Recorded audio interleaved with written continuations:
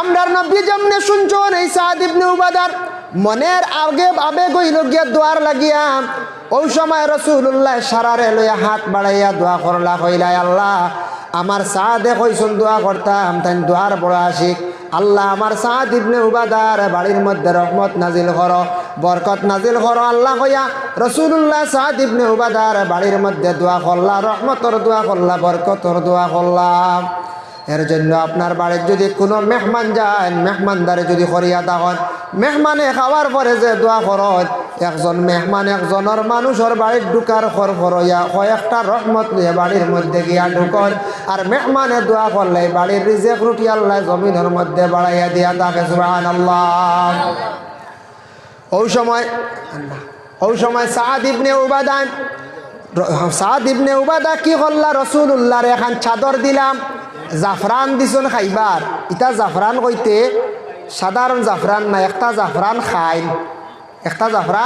খাইন আমরা সেটেলমেন্টর সাহেবে একটা জাফরান আছে খুব দামি সৌদি আরব থেকে আনেন তাই খাইন বুঝাইছো ইটা হলে খাইতে পারতা না ছোটো শিশির দাম 2,500 টাকা বুঝাইছো আমরা ভার মনে তাম তো এক সিটায় 5,000 হলে হ্যাঁ দেখছো নি সেটেলমেন্টের সাহেবর তবিতা হ্যাঁ সিটার লাগে উল্টিয়া হড্ডা আবার সিটার লাগে ঘুরিয়া আইতা না এটা আল্লাহর কি লীলা সৈয়দ বংশ আল্লাহ তানার এইখান দান করছে কত মানুষ ভালো হইতরা খেয়ে আবার আরাম পাইতরা না সবর আত তো সবর শিফা হয় না সব কোনো সেটেলমেন্ট হিসাবের কাছে ভালো হইলার দিনে তার বেমারিয়া রইল পঞ্চায় উজানটি সব খান যাইতা ভাই তাই নিয়ে লইছি হ্যাঁ আমরা খালেদ নিয়ে সব খান যাইতা যা তুই হুজুর খানে যাইতা সবর কাছে যাইতা না ঘুরি ঘুরি বেড়া লাগি হ্যাঁ যাইতা সবর আত সবর শিফা হয় না এইখান ঠিক এর লাগিয়া হতার প্রসঙ্গে আইছে মা টানছি এই যে রাসূলুল্লাহ সাল্লাল্লাহু আলাইহি ওয়াসাল্লামের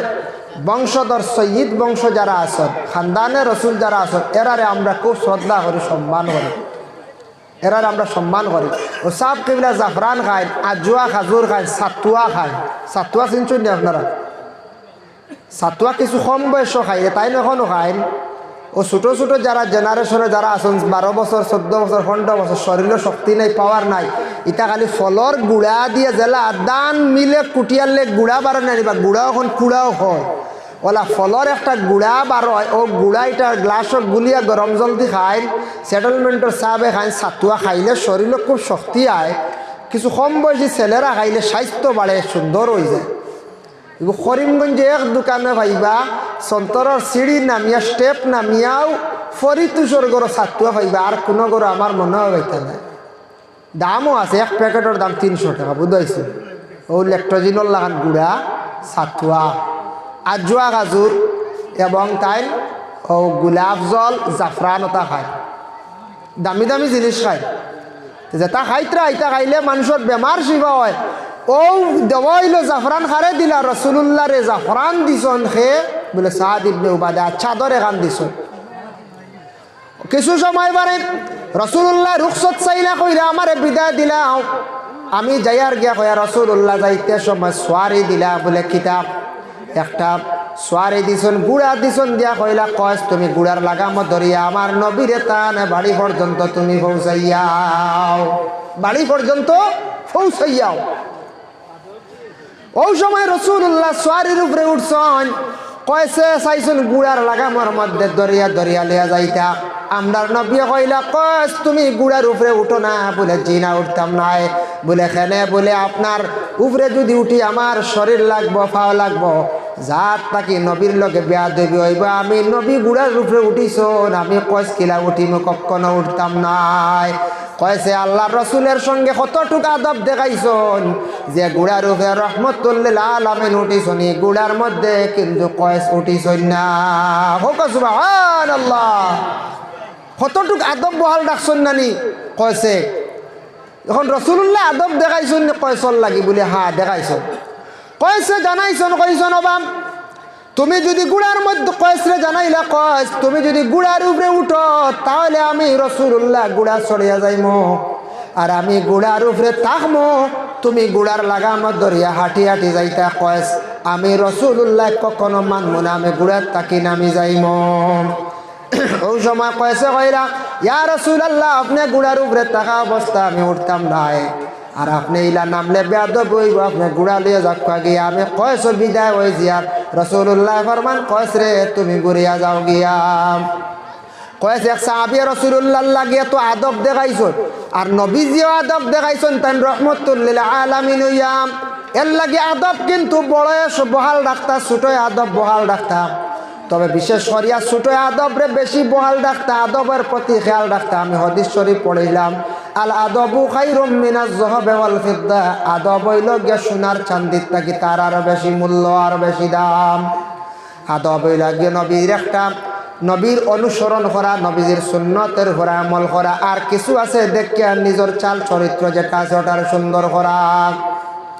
যদি মানুষের যদি আদবটি কয় না, এই আদবটা খে শিখাইতো ছোট থাকা অবস্থায় ঘরের গার্জেন মা এবং বাবা আছেন, এরা সন্তানকে শিখাইতা ছোট থাকতে।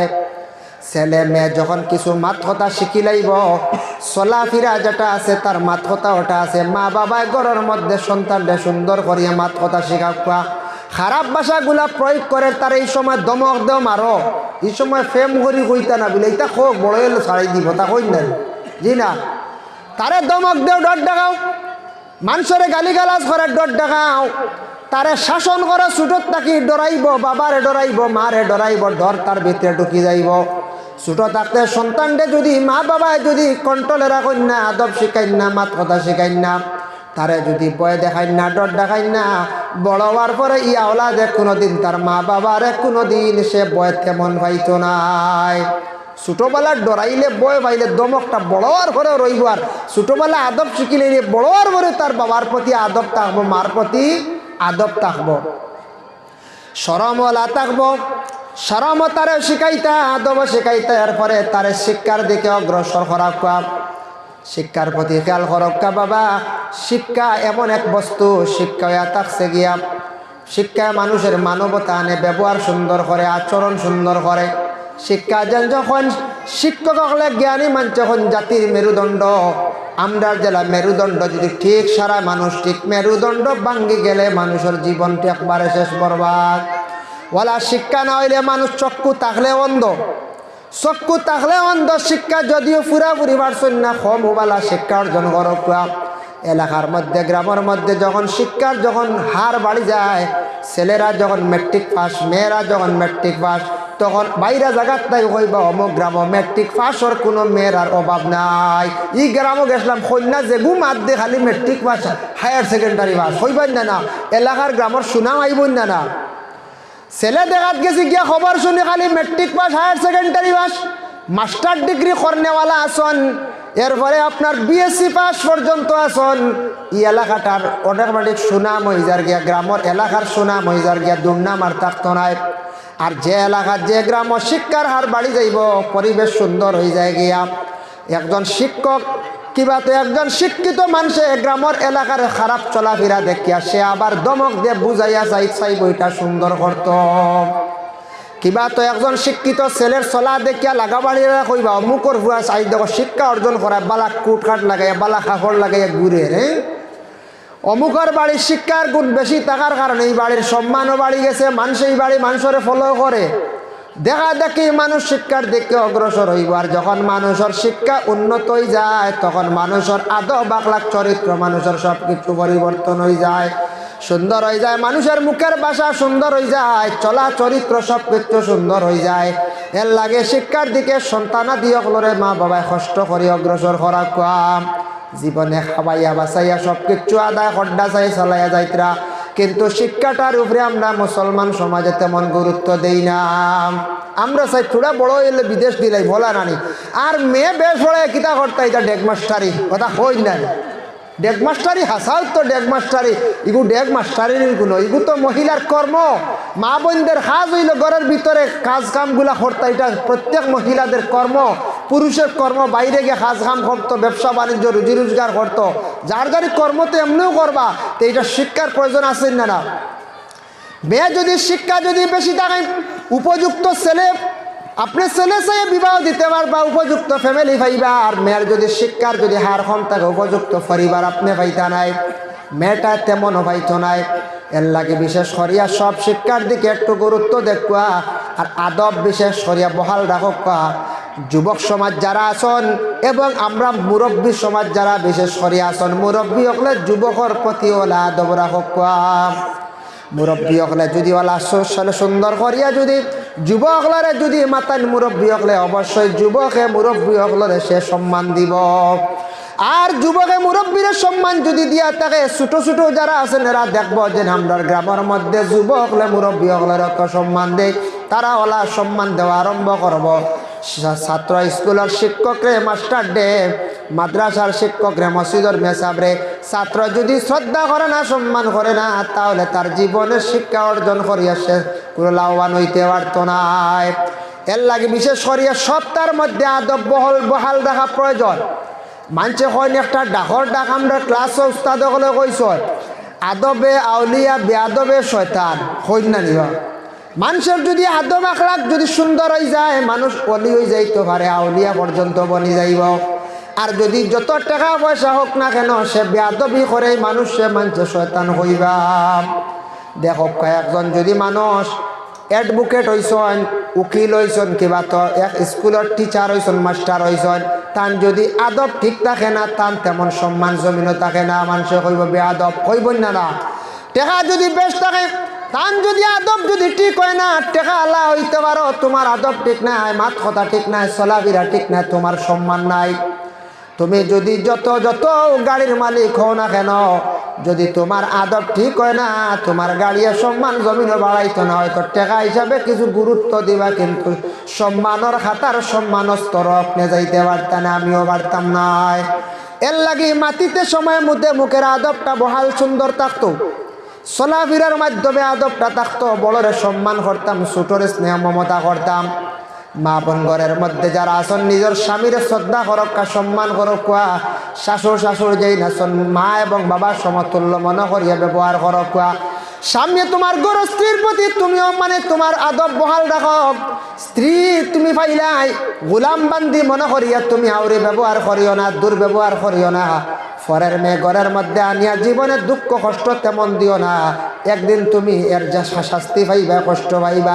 যার জন্য আল্লাহর বন্দেগান তোমারও আদবটা জায়গা থাকতো। মা বাবার মাত কথা চলা চরিত্র দেখে ঘরের সন্তান অকল সুন্দর হইব, তারারও চলাফেরাও সুন্দর হইব। আর আওলা দেখলা বাবা খালি অশ্লীল ভাষাগুলা ব্যবহার করেন, মায়েও অশ্লীল ভাষা ব্যবহার করেন, খালি গড় আসল লাগা লাগি, খালি গালা গালি মাঝে মাঝে বাচ্চারা দেখে তা শিখবই না, বালা লাগবো নি, বালা লাগতো না, তার মন খুশও থাকতো না। এর লাগিয়া গড়র মেইন গার্জেন মা বাবা, এরপরে উস্তাদ হলে শিক্ষক হলে কিতা করতা, তারে প্রকৃতভাবে মানুষ বানাইতা। গরুর ঘরে জন্ম নিলে গরু, ছাগলের ঘরে যেটা জন্ম নিছে ছাগল, কুকুরের ঘরে জন্ম নিছে তারে কুকুর, মানুষের ঘরে জন্ম নিছে সে মানুষ, কিন্তু তারে প্রকৃত মানুষ বাবা বানাইতে হয়।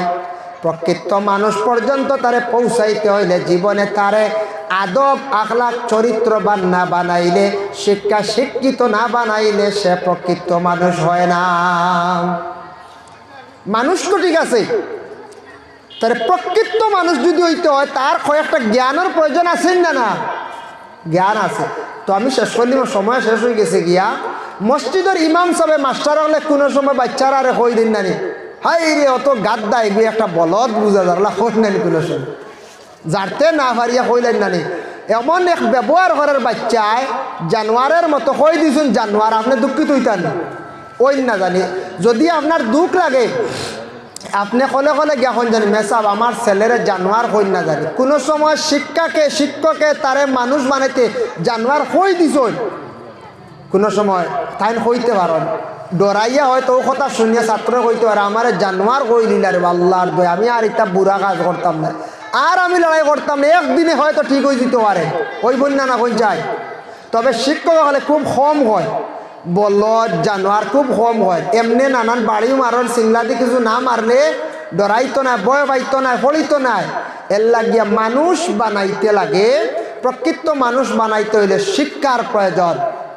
শিক্ষা হইতে খালি স্কুলের শিক্ষা মাদ্রাসার শিক্ষা তা নাই, মা বাবায় তারে সুন্দর করিয়া মাত কথা শিখাইয়া তারে চলা চরিত্র শিখাইয়া গড়িয়া শিক্ষা দিয়া আপনি তারে থইল। আর তারে শিখাও বলে তুমি মুসলমান, আমরার এলাকাত করিমগঞ্জ বিভিন্ন জায়গাত হিন্দু মানুষ আছেন, সেও একজন মানুষ। খ্রিস্টান, সে একজন মানুষ। বাবা তোমার মতো সে একজন মানুষ, তুমি তারে মানুষ হিসাবে ব্যবহার করো। হিন্দু মনে করিয়া তারে তুমি বাদ ব্যবহার করিও না, কমেন্ট করিও না। হিন্দু ধর্মের ধর্মীয় স্থান আছে, ধর্মীয় স্থানের উপর তুমি আঘাত করার যাইও না। তাদের মন্দির আছে, তাদের ধর্মীয় স্থান আছে, ইতার উপর তুমি আঘাত করা যাইও না। মা বাবা তুমি সন্তানাদি অকলরে শিখাও, এটা আমরা শিখাইতাম না। না আর মা বাবা যদি কই ও এই গাঁয়ের মানুষ সারা হইলা হিন্দু মানুষ, ইতার ডাল লইও না, তো তার ভিতরে ওখানে আইব না। আমার মা বাবা শিক্ষা দিছ, ইতার আর ডাল লইতাম না। হ্যাঁ হিন্দু সমাজ নিয়েও বেলা চললো না, জীবনে কোনো কারণবশত উন্নত হইতে আসলো, আর উন্নত হইতে পারবো না। সে একজন মানুষ, তার লাগিয়ে আমি মিলেমিশে চলতাম। হ্যাঁ ঠিক আছে, কিন্তু হিন্দু সমাজের মানুষ হিসাবে তারে মানুষ হিসাবে ব্যবহার করে, তার লাগে চলাফেরা আমার সব কিছু থাকতো। কিন্তু তার লাগে আল্লাহর বন্দেগান, তার ধর্মীয় স্থানে আমি যাইতাম না। তার ধর্মর কয়েকটা করণীয় আছে, এটা আমার মধ্যে থাকতো না, কইতাম বাইরে। তোমার ধর্ম পিকনিক খাওয়া আছে, এটা তো আমি যাইতাম না। তোমার পূজা পাঠও আমি যাইতাম না। এমনি তোমার লগে আমার বন্ধুত্ব চলাফেরা ঠিক আছে, অসুবিধা নাই। এর লাগে এটা প্রত্যেক ধর্মের মানুষে আওলা দখলের শিক্ষা যে গড়িয়া তুলতা।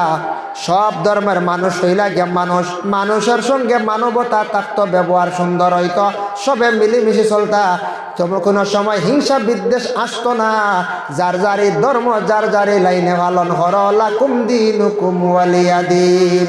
যার যে ধর্ম যার যারি লাইনে ব্যবহার করো, পালন করিয়া যাও। একজনে আর একজনের ধর্মের উপর তুমি তো কখনো আঘাত দেওয়া যাইও না। এর লাগিয়া আমরা মুসলমান, আমরা কোনোদিন হিন্দু ধর্ম খ্রিস্টান ধর্ম তাদের গির্জা মন্দির এগুলোর উপরে আমরা আক্রমণ করা যায়নি। কোন যায় জি করছিনি আমরা এলাকাত কোনোদিন মন্দির ভাঙ্গিছিলাম যে কথা জি না, ভাঙ্গিছি না। কিন্তু আমরা দুঃখিত, ভারতবর্ষে গণতন্ত্র দেশ, সেই দেশে কোনো কোনো সময় শোনা যায়, খবরের প্রকাশ সোশ্যাল মিডিয়ায় দেখা যায়, আমাদের ইসলাম ধর্মের ধর্মীয় স্থান মসজিদের উপর আক্রমণ করা হয় না না হয়। তার কারণ কি? কারণ হইয়া থাকছে যারা বিশেষ করে আক্রমণ করে এরা প্রকৃত হিন্দু সনাতন ধর্মের মানুষ নাই। কোন ধর্মে এইভাবে কোন ধর্মগ্রন্থ কোন শাস্ত্রে আদেশ নাই যে অন্য ধর্মীয় স্থানের উপর আদেশ আঘাত করো, অন্য ধর্মের স্থানের উপর আঘাত করো, ধর্মের মানুষের উপর আঘাত করো। এরা অবশ্যই ধর্ম কি জিনিস জানে না, জ্ঞান নাই। এর জন্য মুসলমান সমাজের উপর অনেক সময় আক্রমণ করা হয়ে যায়, মুসলমানের ধর্মীয় স্থানের উপর আক্রমণ করা হয়ে যায়। এরা কিন্তু প্রকৃত হিন্দু ধর্মের মানুষ না, সনাতন ধর্মের মানুষ নয়। ওরা কোনো সময় আমাদের মুসলমান সমাজের মধ্যে কোনো মুসলমানের মধ্যে খারাপ কোনো কাজ দেখা যায়, সে কোনো প্রকৃত মানুষ হইতে পারছে না, মুসলমান হইতে পারছে না। এর জন্য বাবা মুসলমান মানুষ বানাইতে হইলে তারে শিক্ষার প্রয়োজন আছে। ভালো মানুষের নিকটবর্তী খরাইতা দাল লাগাইতা, তার আদব আখলাক চরিত্র সুন্দর হইব। যতক্ষণ পর্যন্ত মানুষ শিক্ষার দিকে অগ্রগতি হইছে না, অত সময় পর্যন্ত মানুষ তেমন উন্নত হইতে পারে না, প্রকৃত মানুষ তখন সে বনতে পারে না। মাদ্রাসাত দিলে পড়ার কিতার লাগে হাফিজ আলিম বানাইতে হলে না, হাফিজ আলিম কারি সাহেব মরলে খবর ফারো যাইব, দোয়া করবো, পড়াশোনা করবো, ওটাও তো আমরা উদ্দেশ্য না নিবা, ওটাও তো। আর স্কুলে দিলে জেনারেল জ্ঞান অর্জন করবো, পড়ি হয়তো কোনো সরকারি চাকরি পাই নিতে পারে, বিভিন্ন লাইনে সায়েন্স বিজ্ঞান হয়তো বিএসসি মাস্টার হয়ে যেতে পারে। হ্যাঁ ফার্মাসিস্ট লাইনে যদি পড়ে একটা সার্টিফিকেটের মালিক হয়ে ভাই ফার্মেসি এখন খুলমু বা কোনো একটা ব্যবসা বাণিজ্য করতাম পারমু বা ডিস্ট্রিবিউটারও বনতাম পারমু, আমার ছেলেরা বানাইতাম পারবো, ওটাও তো একটা চিন্তাধারণা। শিক্ষা হইলে চৌক ফর্স হয়, বিভিন্ন মানুষের রাস্তা পাইব, রুজির লাইন পাইব। এখনও আছে আপনার ডুবাই কভার আছে, কোনো কয়েকদিন আগে খবর আইছে আমার ভাই ডুবাই তাই কইছে, সেও যদি আপনার কম্পিউটার যদি সফটওয়্যার যদি কমপ্লিট থাকে আর যদি বিএ যদি ডিগ্রি পাস থাকে, এখন ওপেনিং বেতন আছে 52,000। তো চাকরি দিয়ে কিতা করতে বেটা যদি বিদেশ যদি যায় ওলা 5 বছর যদি খাটাইয়া কম পয়সা নি 52,000 আরও বাড়িব না খোঁজা। হ্যাঁ এসি বিভাগের ওলা আর কিতা একটা কৌটা কইছে, বিভাগ যদি কোয়ালিফিকেশন যদি ডিগ্রি থাকে আর এসির যেটা কাজ হয় এসি তার কিতা কোম্পানিত কইছে 99,000 টাকা বেতন ওভার আইসো। এখন এসির খাম আস্তা আপনার বড়া কই একজন নাই জানতে হবে, খুব কম, কমপ্লিট নাই, কমপ্লিট পাওয়া যায় না, সার্টিফিকেট লাগবো। ইতে এক সময় এক মকায় এক এক মৌকায় বিদেশ যাইবা যদি ওটাও যদি রেডি থাকে ফুয়া যদি পড়িতে পারে কম্পিউটার ক্লাস কম্পিউটার এখন মাস্ট হয়ে গেছে আমরা মাদ্রাসাত কম্পিউটারে গুয়াছে বাচ্চারা তুলে আপনি মাউস আতা নিল পয়লা বুঝাইছেন আরম্ভণি তো মনিটর আর মাউস ওটা দেখো পয়লা লড়াচড়া করো ও আমার বাড়ি বসে ক্লাসে অ্যাডমিশন লইব না বেশি কুবেলা ক্লাস করলে তার একটা নলেজ হইব না পঞ্চায় ও বাচ্চারা কইছি তো ও আমা উৎসাহিত করার লাগে আমরা মাসাত কম্পিউটারে গুয়াছি ও কম্পিউটার ক্লাস করাক কোয়া আপনার পারলে ডিগ্রি করাক কোয়া অতখান পার্সনের মেট্রিক পাস বলা করাক কোয়া শিক্ষার উপরে গুরুত্ব আমরা দিতাম এর লাগিয়া এক এক বিভাগ আছে পড়ার বিভাগীয় হিসাবে পড়াইবার চেষ্টা করক কোয়া এক বেটি মানুষ মাদ্রাসার দ্বারে যাইতরা এইটার সময় শুনছেন মসজিদ মাদ্রাসার মেসাবে বাচ্চারা পড়াইতার হইতরা হায় রে বলদ হল তোমরা কোন দিন মানুষ হইতা বুঝাইছেন কথার প্রসঙ্গে হইয়া ও কত সময় ওয়াজ করছে তুই কিসে এগো হয় শুনক কোয়া বেটির ধারণা হয়েছে মনে হয় মাদ্রাসাত মানে বলদ মানুষ বানায় বেটি বাড়িত গিয়ে বেটির দেখাগুলো আইছে মাদ্রাসা বুঝাইছে দেখা লইয়া আইয়া কইছে হুজুর ও নকো আগু আমার মানুষ বানাই দিয়ে মেসাবে কইছেন দিয়া বেটি ঠিক আছে মানতে লাগবে বেটি মনে করতে আসাও বলদ না মানুষ হয় আমি যেন কইছিলাম বলদ তে বেটি দিছে তাহক বেটির দেখাও আমরা নিমু গিয়া ও বেটির দেখা দিয়া তো বেটি গেছে গিয়া কয়দিন পরে খবর লইয়া গো তোমার মানুষ বানাইয়া দিমু আচ্ছা রে বা ঠিক আছে গরিব বেটি দেখা দিয়া গেছে বুঝাইছে মেজা বলে সারাই মিলিয়ে এগু মোটামুটি বিক্রি করিয়া থাকি তান সাজে লাগাইছেন মাদ্রাসার খান ভাইছি কিতা কথা কোনোদিন ওগু মানুষ হইব না কইছা জি না বাদে বুঝ দিমু যাও কয়েকদিন পরে বেটিয়ে কইছে মেসা আমার এগু বল দিগু মানুষ হয়েছে ও রে গো এগু মানুষ বানাই বাইরে জায়গা পড়ার দিলাইছে বুঝাইছে বেটিয়ে কইল রে আচ্ছা যাক ইনকান মনে পড়া শেষ নি কান বলে ওই আরে একটু বালা ফড়িবার লাগে অন্য স্কুলে দিলাইছে তোমার হুয়ারে বালা ফড়ি ফড়াইয়া খুব বালা মানুষ হয়েছে বলত তাকে মানুষ পাঠাইছে বুঝাইছে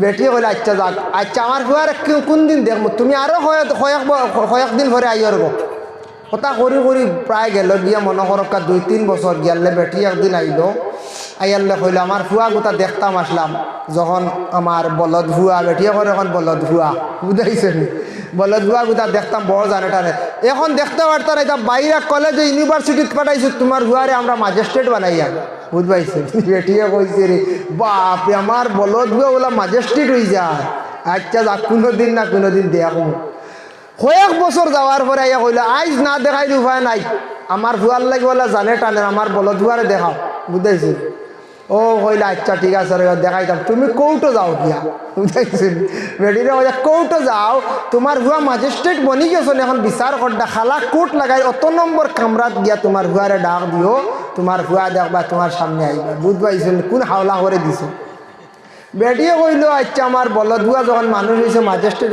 যদি খোয়া যায় না ফুন্না জিনিসে টান দিলা ওদের হরুবালা বা আগে বলদে কুড়া খাইছে না কুড়া বেটিয়ে সাড়ে এগুত কুড়া কয়াখান মাকিয়া কতখান লইয়া গেছে খোয়া যায় না যদি হোক কুড়ার টান ধরিলা যদি তে কুড়া লইয়া যায় কুড়া তুড়া লইয়া গিয়া গেটের সামনে গিয়া কর রে বা বলদ ভুয়া আইসতে অত বড় ম্যাজিস্ট্রেট তুমি কিলা বনলাই রে বাবা কইতেও তোমার পুলিশে খবর কইছে ম্যাজিস্ট্রেটে কইছে স্যার বেটিয়া ইয়া আপনারে কয় বলদ ভুয়া কুড়া লই আইছিল কিজাত বেটিয়ে এরেস্ট করক কগো আপনি অর্ডার করক বলে না বেটিয়ে ডাক দো ম্যাজিস্ট্রেট তো জ্ঞানী মানুষ না নিবা ম্যাজিস্ট্রেট এমনি হয়েছিল বেটা তো বিচারক জ্ঞানী বেটা বুঝছে কি কি ভাই হাওলা করে দিছে চলাইয়া দিছে বেটিয়ে গুলো মুখা আইয়া কইছে গো মাইক কেতো হয়েছে বলে রে বাবা আইসে তোমারে দেখাত বাবা তুমি বলো দশ লাখ কিলা মানুষ বলি আমি ম্যাজিস্ট্রেট হইলা রে বাবা তোমারে দেখাত আইসি ও আপনার ম্যাজিস্ট্রেটে বুঝি লাইছে উঠিয়া কইছে ঠিক আছে কইও তার বিচারকর স্থান আজকে স্থগিত রাখিয়াও মারে লইয়া বাসাত গেছে গিয়া কইছে ও তোমার বউ মানে ফুয়ার বউ আরও তোমার নাতিন তুমি অন খাও বলে না আমার বাড়ি আছে রে যাওয়া লাগবো বলে আমরা অন থাকবো তুমি আইও যাইও কোনো অসুবিধা নাই তোমার হুয়া হাসাও ম্যাজিস্ট্রেট হয়ে গেছে বুঝেছেন যাইও আইও খাওয়াইলা খাবার সুবর দিলা পয়সা করে বাদে একদিন মা বেটা জিকাইল ম্যাজিস্ট্রেটে কইলে জিকাই খালি বলদ হুয়া কইল খালি আমার কিতাল লাগিয়া হ্যাঁ এমনি হয়তো কি কি সাজাই দিলাইতো আরে বেটির হুয়া হারি গেছে ম্যাজিস্ট্রেট কই অন খোঁজাই দেয় বলদ কই খালি হোসাইন গো মাই তুমি আমার বলদ হুয়া হোক আমি অত ওড়ে ওদের ম্যাজিস্ট্রেট বলে রে বাবা তুমি নি একদিন বলদ আসলা গাছ খাইতা কুড়া খাইতা বলে এটা কিতা হো বলে ও তাকে ওলা ওলা ঘটনা ম্যাজিস্ট্রেটে দৌড়িয়া নেওয়াইছে হেনতান্ডে নেওয়াইছে দৌড়াইয়া নিয়া কইছে তুমি তো ইটা কাম করতা বলে আর কইতরাইনি আমরা এটা ডং করছি ফুর্তি করছি আর এখন তো বেটি হাসাও গেছেন যে হইয়ার কোনলা যাইবা নি কিন্তু বলে বলত কিতা করছো বলে বলত আমরা মাদ্রাসার খাতে আমরা লাগাইছি বলে যাও ছাড়ছি আনলে সারারে জেল দিলাম বুঝাইছি এর লাগিয়া বিশেষ করে মানুষ বনে কোনো সময় কালচার কোনো ছেলেরা আর বাচ্চারা আর স্কুলের স্টুডেন্টস জানোয়ারের মতো চলাচরিত থাকে এটা সব কিছু ঠিক করে কিতা শিক্ষায় আদব আখলাক সব কিছু সুন্দর হয়ে যায় শিক্ষায় এর লাগে শিক্ষার প্রয়োজন শিক্ষায় সব কিছু সুন্দর করে ইসলামের নীতি বিধান সব কিছু মানুষে পালন করতে পারে তাই আল্লাহ পাক রব্বুল আলামিনে বিশেষ করিয়া আমরারে আদব বহাল রাখিয়া যতটুক সম্ভব চেষ্টা করতাম পর্দার ভিতরে তাকিয়া শরীয়তের বিধান মানিয়ে আমরা চলতাম আল্লাহ তৌফিক আমরারে দান করত আর আমরা নবীজির অনুসরণ করিয়া চলার চেষ্টা করতাম আল্লাহ আমরা তৌফিক দান করত আমি এতটুকু আমার হইসলা কিছু পর্দা সম্পর্কে আদব আখলাক সম্পর্কে ও আমি আলোচনা যতটুকু করছি আল্লাহ আমারও আমল করার তৌফিক আপনার আল্লাহ আমল করার তৌফিক